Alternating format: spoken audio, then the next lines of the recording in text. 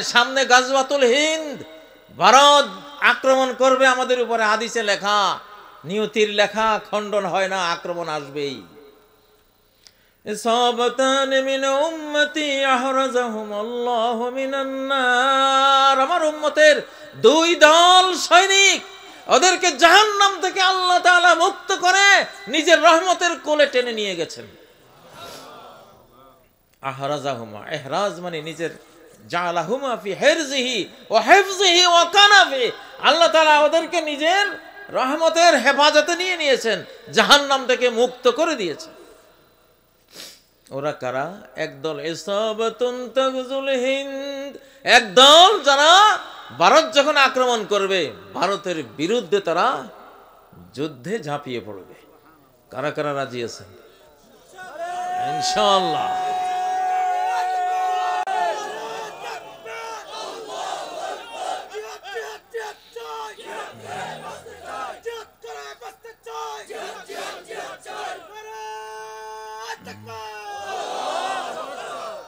কিছু কিছু এখনো ভিতরে দালাল আছে না নাই? এখনো ফ্যাসিবাদকে ফেরত আনার জন্য চেষ্টা চলছে। প্রথম আক্রমণটা আমাকে করেছে ঢাকায়, টেস্ট করছে দেখি কি হয়, তো আল্লাহ সেটা ব্যর্থ করেছেন। তো ভিতরে এখনো আছে। আমাদের দেশ মির্জাফরের দেশ, শতকরা 80 জন মানুষ ভালো, কিন্তু কিছু কিছু মির্জাফর আছে না নাই? জগৎ শেঠ আছে না নাই? বিশ্বাসঘাতক আছে না নাই? এইবার এগুলির চিকিৎসা করব ইনশাআল্লাহ। ও যেই দলের হোক না কেন, যত বড় পাওয়ারফুল হোক না কেন, কোন মির্জাফর, কোন জগৎ শেঠ, কোন ফ্যাসিবাদীর দালাল এই দেশে আমরা রাখবো না। থাক।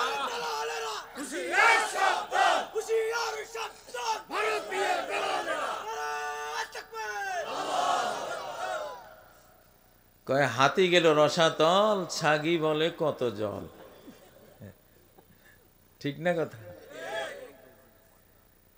সমস্ত পুলিশ যার, সমস্ত র্যাব যার, সমস্ত বিজিবি যার, সমস্ত গোয়েন্দা যার, সমস্ত সচিব, আমলা, মন্ত্রী, সাংসদ সব যার, তারপরে সেনাবাহিনীও যার ছিল, আবার পাশে বিশাল শক্তি নিয়ে বয়ফ্রেন্ড অপেক্ষায় আছে, কোনটা নাই?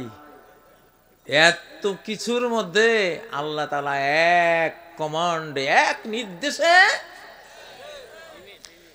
আতা আমরুল্লাহ, আল্লাহর কমান্ড এসে গেছে, আল্লাহর আদেশ এসে গেছে। আল্লাহর আদেশ আসলে আর টিকার কোনো শক্তি নাই। এই মহাবিশ্বে সবকিছু চলে কার আদেশে? আপনি ব্যবসা দিয়েছেন, কয়েক কোটি টাকা আপনি ব্যবসা বিনিয়োগ করেছেন, লাভ নাই, লাভ নাই, লস লস লস। কেন লস? আল্লাহর আদেশ আসে নাই, আপনার লাভের আদেশটা আসে নাই। হঠাৎ একদিন এমন এক অসময়ে যখন লাভ হওয়ার কোনো কল্পনাও আপনি করতেছিলেন না, এমন এক পরিবর্তন হয়েছে, এক আদেশ আসছে, 10 বছরে যা হারিয়েছেন 1 বছরে তার চেয়ে 100 গুণ কামাই ফেলছেন। এটা হলো আমরুল্লাহ। আদমের লাশ, আদমকে মাটি দিয়ে বানাইয়ে আল্লাহ রেখে দিয়েছেন, মরা মাটির একটা মূর্তি পড়ে আছে। আল্লাহর আদেশ আসতেছে না এখনো, আল্লাহ নিজ হাতে বানাইছেন, কিন্তু আদেশ তো লাগবে, আদেশ আসে নাই, লাশ হয়ে পড়ে আছে। যেই আদেশ আসছে যে জীবিত হও, আদম হাঁচি দিয়ে লাফ দিয়ে বসে গেলেন। আল্লাহু আকবার, সুবহানাল্লাহ। আতাহা আমরুনা লাইলান আও নাহারা, আমি যখন পৃথিবী ধ্বংস করে দিতে চাইব, একটা কমান্ড, একটা আদেশ আসবে, রাতে অথবা দিনে, ফাজআলনাহা হাসীদান, ধান কাটলে যেরকম জমিনের মধ্যে বিছিয়ে দেওয়া হয়, এই রকম আমি পৃথিবীর বিরাট বিরাট অট্টালিকা, দালান কোঠা, পাহাড় পর্বত ধুলায় মিশিয়ে দেব। আল্লাহর আদেশের ক্ষমতা কত বড়! ও ভাইরা, এই মহাবিশ্বে মুমিনের খাদেম সবাই। আমার তো মাঝে মধ্যে বিশ্বাস লাগে যে যদি কেউ বাংলাদেশে অ্যাটম বোম মারে, অ্যাটম বোম ফুটতো না ইনশাআল্লাহ। অ্যাটম বোম ফুটলেও বেঈমানের উপরে পড়লে যে ক্ষতি করবে, আমাদের গায়ে পড়লে সে ক্ষতি হবে না। মুমিনকে 50% তার ইমানে হেফাজত করে, 50%, অর্ধেক, অনেক সময় ফুল হেফাজত কিসে করে? উলাইকা লাহুমুল আমনু ওয়া হুম মুহতাদুন। যাদের ঈমান আছে, শিরিক মুক্ত ঈমান, শিরিক মুক্ত ঈমান। বদরের যুদ্ধে এক সাহাবীকে নবীজি ডাল, খেজুরের ডাল দিয়েছিলেন। উনি বললেন যে এটা দিয়ে আমি তলোয়ারের মোকাবেলা কেমনে করবো? আরে তোমার কাজ তুমি করো, বাকি কাজ আল্লাহ করবে। ওই খেজুরের ডাল দিয়ে কল্লা টল্লা ফেলে দিয়েছে। আল্লাহু আকবার। এক সাহাবী কয়, আমি খেজুরের ডাল নিয়ে আমি ধাওয়া করছি, হঠাৎ সাই করে একটা আওয়াজ হলো, আওয়াজের সাথে দেখলাম এক বেঈমানের কল্লা পড়ে গেছে। ফেরেশতারা দেখছে যে ওনার তো খেজুরের ডাল, কাজটা আমরাই করে দেই। এই মুমিনের সাথে যুদ্ধ করে জেতার কোনো সম্ভাবনা আছে? নাই। আর বাংলাদেশের একটা বিরাট বৈশিষ্ট্য, আলহামদুলিল্লাহ, এই যে শীতকালের মাহফিল, এই যে আপনারা বসে আছেন শীত উপেক্ষা করে, পৃথিবীর কোনো দেশে, কোনো মুসলমান দেশে এটা দেখি নাই। এটা নাই। এটা যে কত বড় আল্লাহর মেহেরবানি আমাদের প্রতি। আল্লাহু আকবার। আল্লাহ যে ভালোবাসেন আমাদেরকে, এটার প্রমাণ। এই তো, এটার এখন জান্নাতের টুকরা না? জান্নাতের টুকরা আছেন, এটা একটা জান্নাত। প্রিয় ভাইয়েরা,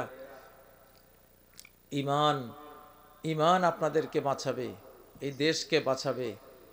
ঈমান ছাড়া এই দেশ কেউ বাঁচাতে পারবে না। এই দেশে 1947 সালে ইসলামের জন্য এই মানচিত্রটা আমরা পেয়েছি। কোরআন হাতে নিয়ে আমরা বলেছিলাম যে এটা আমাদের সংবিধান। আমরা কি সে ওয়াদা পালন করেছি? করি নাই। এই জন্য এই পর্যন্ত কেউ শান্তি পায় নাই। পেয়েছে? পাকিস্তান হয়েছে, শান্তি ছিল? আইয়ুব খান শান্তি পায় নাই, ইয়াহিয়া খান শান্তি পায় নাই, ভুট্টো শান্তি পায় নাই, ফাঁসিতে মারা গেছে, ঠিক না? বঙ্গবন্ধু শান্তি পাইছে? শেখ মুজিব পায় নাই। আল্লাহর সাথে ওয়াদা পূরণ করো নাই। কি সব সমাজতন্ত্র, গণতন্ত্র, তারপরে সেকুলারিজম, ধর্মনিরপেক্ষতা, যত রকমের মানে 20টা আইনা বাংলাদেশের উপরে ফেলছ, শান্তি পায় নাই। আল্লাহর সাথে ওয়াদা খেলাপি হয়েছে। এই জন্য বঙ্গবন্ধু একেবারে সপরিবারে বিদায়। জিয়াউর রহমান উনি অনেক ভালো কাজ করেছেন, কিন্তু কোরআনের সংবিধান তো তখনও হয় নাই, শান্তি শেষ পর্যন্ত হয় নাই। আর এরশাদ একবার মরে নাই, আমার মনে হয় কয়েকশো বার মরছে সে। তার যা দুর্গতি দেখছি, আল্লাহু আকবার, ঠিক না? কোরআন ছাড়া ভাই শান্তি হবে না। এরপরে খালেদা জিয়া, আমাদের খালেদা জিয়া, উনি তো দেশপ্রেমিক মানুষ, ভালো মানুষ, কিন্তু শান্তি হয়েছে? শান্তি হয় নাই, কষ্টে কষ্টে গেছে। আর শেষেরটা একেবারে সীমানা পার। অবশ্য যাওয়ার সময় বলে গেছে যে এত জুলুম আল্লাহ সহ্য করতো না, এত জুলুম আল্লাহ। হ্যাঁ, এই জামানায় কিছু মানুষ আছে, লা ইয়ারিফু মারুফান ওয়ালা ইউনকিরু মুনকারা। দিলটা এমন নষ্ট হয়েছে, দিলটা এমন পাথর হয়ে গেছে, না কোনো ভালো বুঝার ক্ষমতা আছে, না কোনো মন্দ বুঝার ক্ষমতা আছে। এত হাজার হাজার মানুষ মারলা, খুন করলা, আলিম ওলামা ফাঁসি দিলা, গোটা দেশটা সুদ্ধা মুশরিকদের হাতে তুলে দিলা, ঠিক না? আলিম ওলামাদেরকে জেল দিলা, মাহফিলের বক্তাদেরকে নির্যাতন করতে করতে দেশ ছাড়া করলা। এত কিছু করার পরেও সে বলে এত জুলুম আল্লাহ সহ্য করবে না। আসলে দিল মরে গেলে এইটাই আসল মরণ মানুষের। এটা খামাখা ওই বডি একটা বেঁচে থাকিও কোনো লাভ নেই, রোবটের মতো। রোবটও তো হাঁটে চলে কথা কয়, কিন্তু তার কি আসলে রু আছে? রু নাই, ওটা কারেন্টের শক্তিতে চলে। তো এই হলো অবস্থা। তো এখন শান্তি কেউই পাইল না, এই জিনিসটা আমাদের চিন্তা করতে হবে না? সেদিন মন্ত্রণালয়ে গিয়ে একজনকে বলেছি যে ভাই রে, আমি তো লক্ষণ ভালো দেখি না। এক মন্ত্রীকে বলছিলাম, উপদেষ্টা আর কি, এখন তো আর মন্ত্রী নামে নাই, এখন আর উপদেষ্টা। একজন উপদেষ্টাকে বলেই আসছি সিরিয়াল দিয়া, যে দেখো পাকিস্তান থেকে আইয়ুব, ইয়াহিয়া, ভুট্টো, শেখ মুজিব, জিয়া, এরশাদ, খালেদা, লাস্ট হাসিনা, তোমার পরিণতি এগুলি দিয়ে বুঝি নাও। তোমার পরিণতি এগুলি দিয়া বুঝে নাও। তবে যদি ভালো একখান পরিণতি চাও, আজও যেই শাহজালাল নামে রহমতুল্লাহ আলাই বলি, কেন বলি? এই কোরআনের কারণে বলি। শাহজালাল তারাও দেশ চালিয়েছেন, কিন্তু কোরআন দিয়ে চালিয়েছেন। শাহপরাণ তারাও শাসন করেছিলেন, কোরআন দিয়ে শাসন করেছিলেন, ঠিক নয় কি?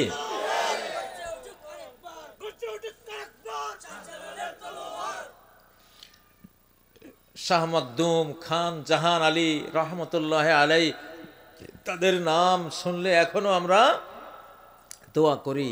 তারা খুব শান্তিতেই এই দেশে শাসন করে গিয়েছিলেন, কারণ শান্তির যে খনি এই কোরআন।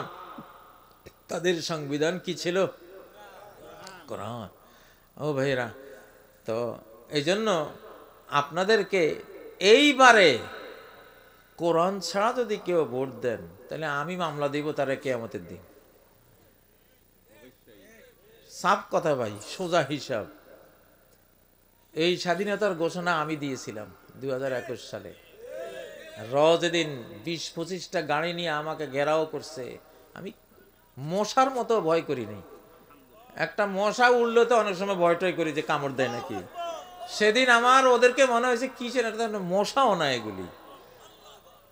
সেই দিন আমি, আল্লাহ যে কি একটা পাওয়ার আমার অন্তরে নাজিল করেছিলেন, আমি মনে মনে ভেবেছিলাম চান্দুরা আজকে পাইছি তো করে, আজকে হক আদায় করব।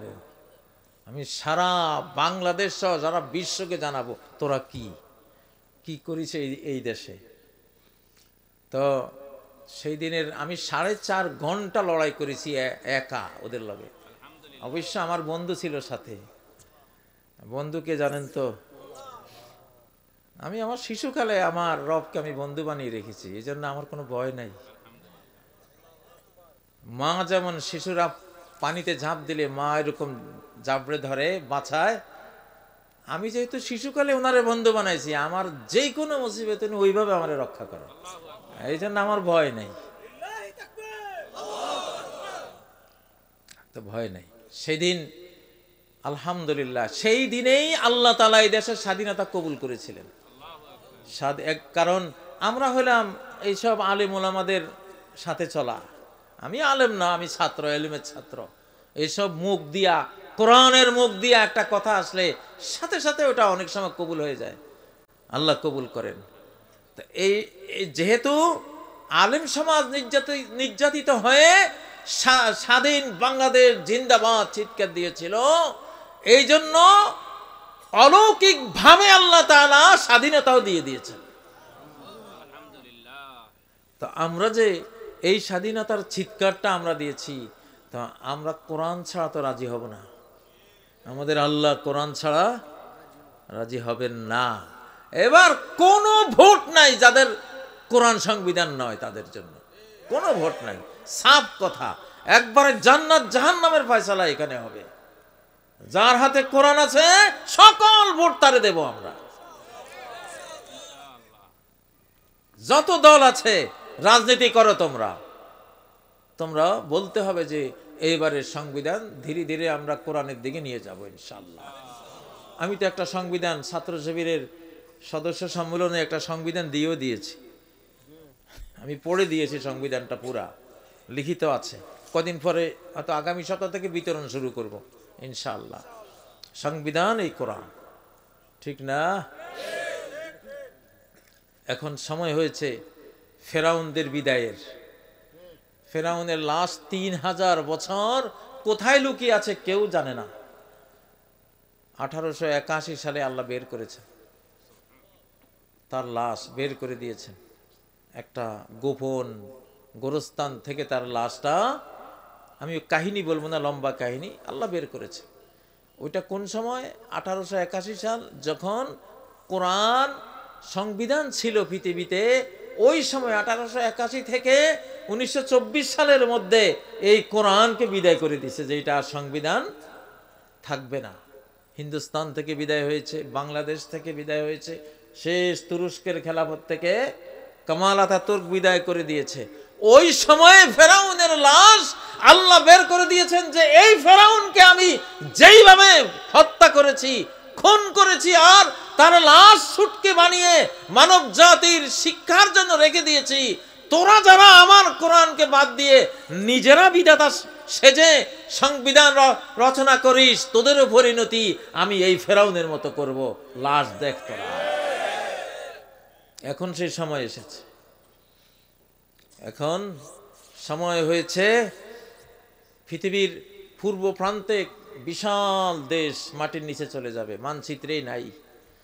খসফুন বিল মাশরিক, মদিনা থেকে পূর্বাঞ্চলে আমাদের এই সব দিকে, Bharat, Bangladesh, Thailand, Malaysia, Japan, তার মানে এই সব অঞ্চল মিলে হঠাৎ দেখবেন সকালে খবর পাবেন একটা দেশ নাই, মাটির নিচে চলে গেছে।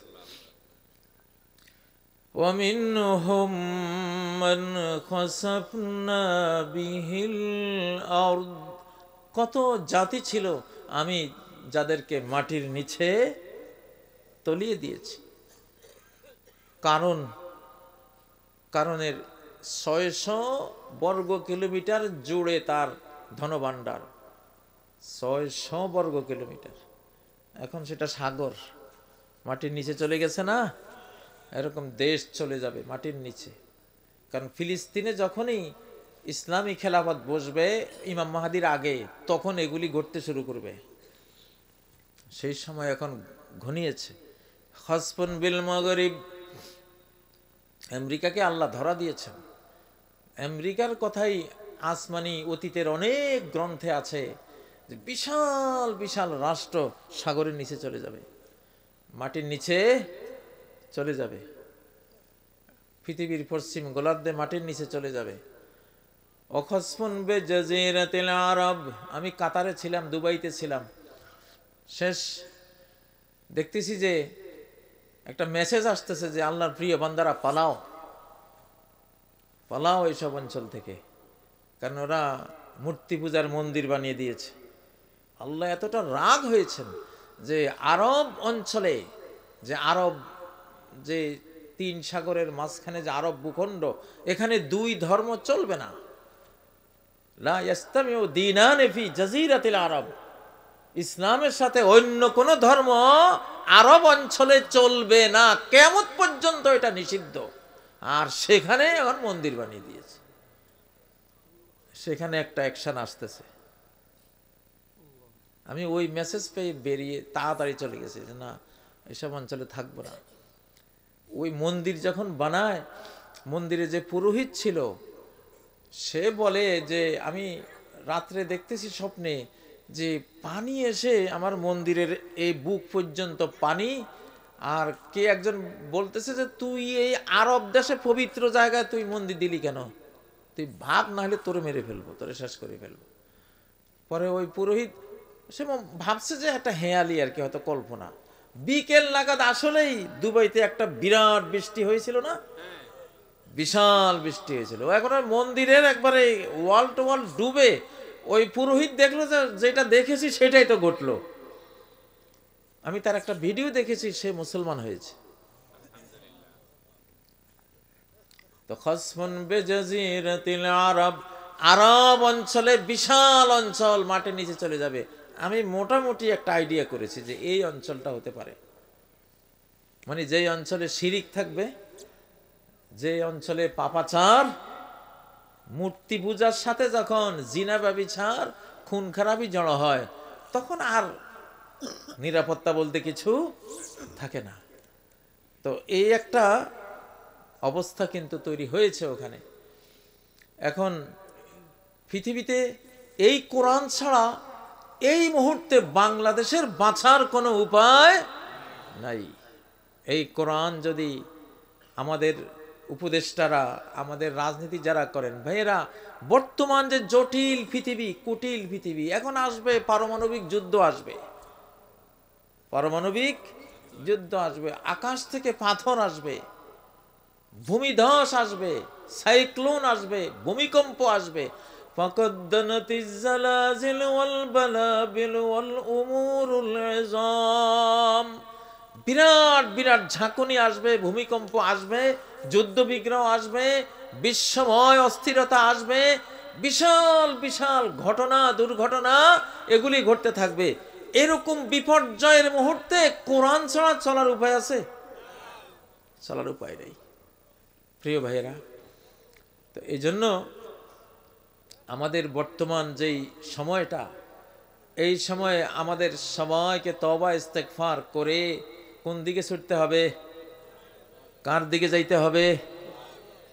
আর আমরা বলি আলেম সমাজ, ওলামায়ে কেরাম সবাই ঐক্যবদ্ধ হতে হবে।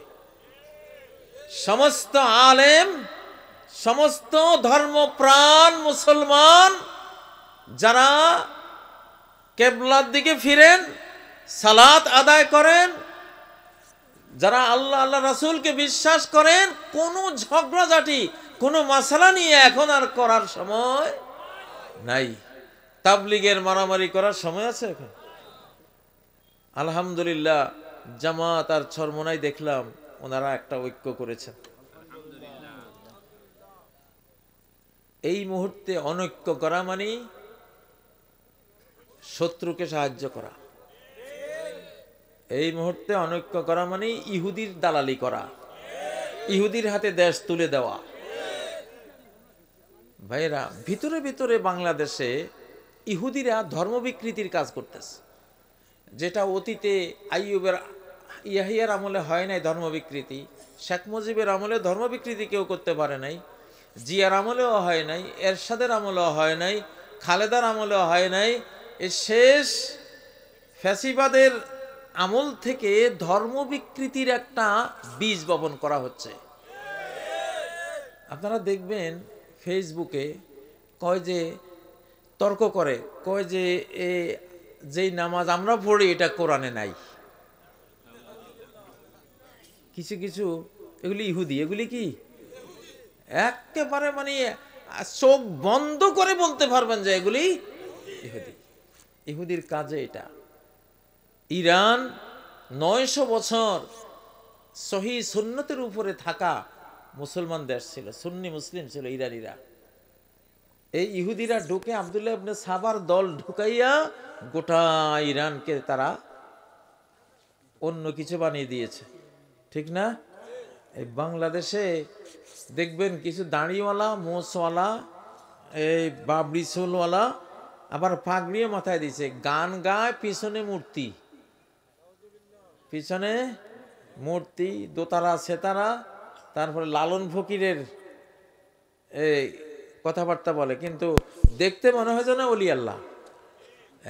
এইগুলি হলো ইহুদির সিমটম। ভিতরে ভেতরে বাংলাদেশে এই ধর্ম বিকৃতির কাজ করতেছে। একদল বের হয়েছে, আমরা হাদিস মানি না, কোরআন মানি। নাউযুবিল্লাহি মিন যালিক। হাদিস মানে না, কোরআন মানে। হাদিস না মানলে তুমি কোরআন মানলা কেমনে? হাদিস না মানলে কোরআন মানা হয়? কোরআনে বলছে সালাত পড়ো, জোহর কয় রাকাত কোরআনে তো নাই, আসর কয় রাকাত কোরআনে আছে? জোহর নাই, ফজর কয় রাকাত নাই, এক এক রাকাতে সেজদা কয়টা, রুকু কয়টা, কোরআনে নাই। কোন রাকাতে কি পড়তে হবে, সেজদায় তাসবিহ কি কয়টা পড়তে হবে, রুকুতে কয়টা পড়তে হবে, আত্তাহিয়াতে কি পড়তে হবে, কিচ্ছু আছে কোরআনে? এই সব খুচরা হিসাবগুলি কোরআনে নাই, এগুলি সব আছে নবীজির হাদিসের ভান্ডারে। তো হাদিস যদি তুমি অস্বীকার করো, তাহলে তো তুমি ইসলাম পালন করতে পারবা? স্বর্ণ কি পরিমাণ হলে জাকাত ফরজ হবে? কোরআনে আছে? কোরআনে নাই। গরু 30টা হলে জাকাত ফরজ, কোরআনে আছে? নাই। ছাগল 40টা হলে জাকাত ফরজ, হাদিসে আছে, কোরআনে নাই। উট 5টা হলে জাকাত ফরজ, কোরআনে নাই, হাদিসে আছে। রূপা 52 তোলা হইলে জাকাত ফরজ, হাদিসে আছে, কোরআনে নাই। লাখ হাজার হাজার মাসালা মাসাইল নিত্যদিনের, এগুলি হাদিসে আছে, কোরআনে নাই। আলা ওয়া ইন্নী উতীতুল কুরআন ওয়া মিসলাহু মাআহু, নবী সাল্লাল্লাহু আলাইহি সাল্লাম বলেন, আমাকে কোরআন দেওয়া হয়েছে, কোরআনের মতো আরেকটি ওহীর বিধানও আমাকে দেওয়া হয়েছে, সেটা হলো হাদিস। সেটা কি? হাদিস। তো এগুলি বাংলাদেশে আরো সামনে হয়তোবা আপনারা শুনবেন ভয়াবহ কিছু কথাবার্তা, এগুলি সব ইহুদিদের দালালদের কথা, ইহুদিদের বক্তব্য। কোনো মুসলমানের জন্য এগুলি শোনাই জায়েজ নাই, আপনারা শুনবেন না। আমরা হয়তো কিছু দেখব এগুলিকে খণ্ডন করার জন্য, আলিম সমাজ দেখবে কাটার জন্য।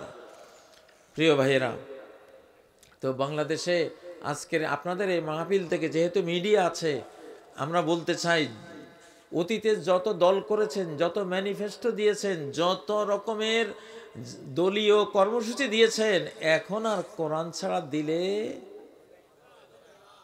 ইনশাল্লাহ আপনারা দেখবেন আগামী বাংলাদেশের ক্ষমতা কোরআন ছাড়া কেউ পাবেও না, ইনশাল্লাহ।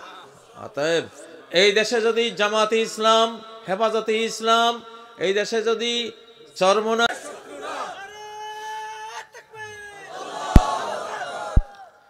প্রিয় বন্ধুরা, তো আল্লাহর আযাব এখন আসবে পৃথিবীতে। অনেক মানুষ বানর হয়ে যাবে, শূকর হয়ে যাবে এখন পৃথিবীতে। ইউমসাকু কওমুন মিন হাযিহিল উম্মতি কিরাদাতান ওয়া খানাজির, এই উম্মতের শেষ জামানায় বহু মানুষ বানর আর শূকর হয়ে যাবে। এটা সেই যুগ। এখন গুনার টাইম নাই ভাই, এতদিন গেছে, ওটা আল্লাহ ক্ষমা করেছেন, সময় ছিল। এখন ডাইরেক্ট এটা কার সময়? আল্লাহর সময়, আল্লাহর যুগ। এটা শয়তানের যুগ শেষ, এখন আল্লাহর যুগ শুরু। আল্লাহ মাঝে মধ্যে কন্ট্রোলটা নিজের হাতে সরাসরি নেন। নূহ আলাইহিস সালাম যখন দোয়া করেছিলেন, তখন একটা সময়ের জন্য ক্ষমতা আল্লাহ নিজ হাতে নিয়ে গেছেন, কাফেরদেরকে ডুবিয়ে দিয়েছেন মহাপ্লাবনে, আর নূহ আলাইহিস সালামকে বাঁচিয়ে দিয়েছিলেন জাহাজে চড়িয়ে। আবার যখন ইব্রাহিম আলাইহিস সালামকে আগুনে ফেলা হলো, ওই সময়ের জন্য পাওয়ারটা আল্লাহ নিয়েছেন, আগুনকে বারদান ও সালামান বানিয়ে নমরুদকে ধ্বংস করলেন, ইব্রাহিমকে বাঁচিয়ে দিলেন। আবার মূসা যখন পার হচ্ছিলেন সাগরে, ওই সময়ে সমস্ত কর্তৃত্ব আল্লাহ নিজ হাতে নিলেন, মূসা আলাইহিস সালামকে পার করে দিলেন, ফেরাউনকে ডুবিয়ে দিলেন। আব্রাহা যখন কাবা হামলা করেছিল, তখনও ক্ষমতা আল্লাহ নিজ হাতে নিয়ে কাবাকে হেফাজত করলেন, আব্রাহাকে ধ্বংস করলেন। এই সময়টা যে আমরা এখন আছি, শেষ জামানা, পাওয়ারটা এখন কার হাতে? আল্লাহর হাতে, ইনশাআল্লাহ। এইবার বড় মিয়াদের মার খাওয়ার সময়। বিশ্বের যত বড় মিয়া আছে সবাই এখন মার খাবে। আসল যিনি বড়, তার হাতে এখন মার খাবে। এই জন্য আমি শুরুতে একটা আয়াত পড়েছি, ওয়াহুয়াল কাহিরু ফাওকা ইবাদিহি, তার বান্দাদের উপরে তিনি ক্ষমতাবান, বান্দাদের কোনো ক্ষমতা নাই। ও ভাইয়েরা, এখন এমন একটা যুগে আমরা এসে পড়েছি, আল্লাহর দিকে ফিরে আসব, আল্লাহর দ্বীনের দিকে ফিরে আসব, কোরআনের দিকে ফিরে আসব, আলেম ওলামা, ইসলামিক দল, তাদেরকে ভোট দেব ইনশাআল্লাহ। অনেকে বলবেন যে হুজুর রাজনীতি করেন ওয়াজ মাহফিলে। বাবারে, এই রাজনীতি না করে সর্বনাশ করে ফেলছি, ঠিক না? এই রাজনীতি না করার কারণে সারা পৃথিবীটারে নষ্ট করে ফেলছে পাপীরা, তাই না? বিশ্বের অবস্থা তো দেখেন। তো এখন যদি আলেমরা রাজনীতি না করে, তাহলে এই পৃথিবী আর বাঁচার কোনো সুযোগ নাই। এই জন্য আলেমদেরকে এখন রাজনীতিতে আসতে হবে, কোরআন দিয়ে তারা বিশ্বকে চালাতে হবে ইনশাআল্লাহ। প্রিয় ভাইয়েরা, আমি আর কথা লম্বা করব না। আপনাদের এখানে আমি এসেই শুনলাম যে আপনারা 10টা 10:30টার মধ্যে আপনারা শেষ করে দেন মাহফিল, এটাই উচিত।